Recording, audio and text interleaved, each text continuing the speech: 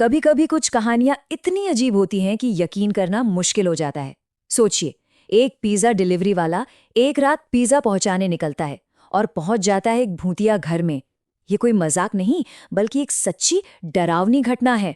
तो चलिए इस कहानी में गहराई से उतरते हैं।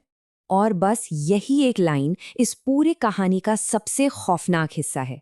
एक ऐसा सवाल जो उस डिलीवरी ड्राइवर को आज भी परेशान करता है। सवाल ये है कि आखिर एक मामूली सी पिज्जा डिलीवरी एक अनसुलझे मर्डर मिस्ट्री का हिस्सा कैसे बन गई। तो इस कहानी का जो मेन कैरेक्टर है, उसका नाम है जॉन। एक आम कॉलेज स्टूडेंट जो अपनी पढ़ाई के साथ साथ पिज्जा डिलीवरी का पार्ट टाइम काम करता था। उसे क्या पता था कि एक रात उसकी जिंदगी हमेशा के लिए बदल जाने वाली है। रात का 1 बज चुका था। पिज्जा शॉप बंद हो चुकी थी। मतलब दिन खत्म, काम खत्म। जॉन बस अपना सामान समेटकर घर निकलने ही वाला था। लेकिन ठीक उसी वक्त फोन की घंटी बजी। दूसरी तरफ से एक आदमी की आवाज आई, लेकिन आवाज बहुत ही डरी हुई थी, कांप रही थी। वैसे तो जॉन को ये ऑर्डर लेना ही नहीं चाहिए था, क्योंकि दुकान तो बंद हो चुकी थी। लेकिन उस आदमी ने एक नहीं, 2 नहीं, पूरे 4 बड़े पिज्जा ऑर्डर किए। अब इसका सीधा सा मतलब था एक मोटी टिप, और जॉन को उस वक्त पैसों की सख्त जरूरत थी।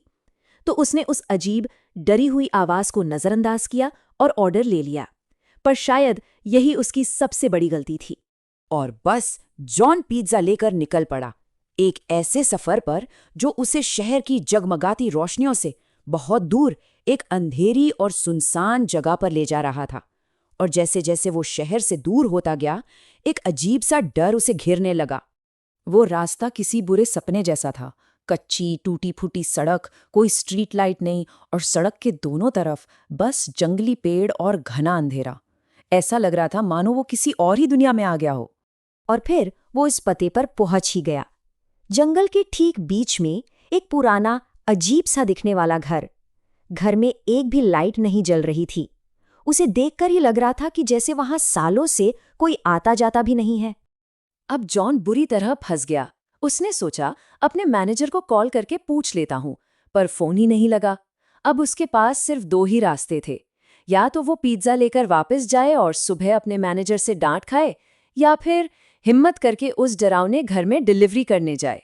जॉन ने गहरी सांस ली और हिम्मत जुटाकर डिलीवरी करने का फैसला किया। और बस यहीं से इस कहानी का सबसे खौफनाक हिस्सा शुरू होता है। जॉन ने 2 बार दरवाजे की घंटी बजाई, कोई जवाब नहीं आया। जैसे ही वो निराश होकर वापस जाने के लिए मुड़ा, अचानक दरवाजा एक अजीब चरमराने की आवाज के साथ अपने आप खुल गया। अंदर कोई नहीं दिख रहा था, बस एक हॉल में हल्की सी पीली लाइट जल रही थी। जॉन को लगा कि शायद कोई उसके साथ मजाक कर रहा है। उसने अंदर आवाज लगाई, हेलो, आपका पिज्जा। तभी सोफे के नीचे से एक बिल्ली निकली और सीधे एक कमरे में घुस गई। और जैसे ही बिल्ली अंदर गई, उस कमरे की लाइट और टीवी दोनों अपने आप ऑन हो गए, और साथ ही बच्चों के हंसने की आवाजें आने लगी।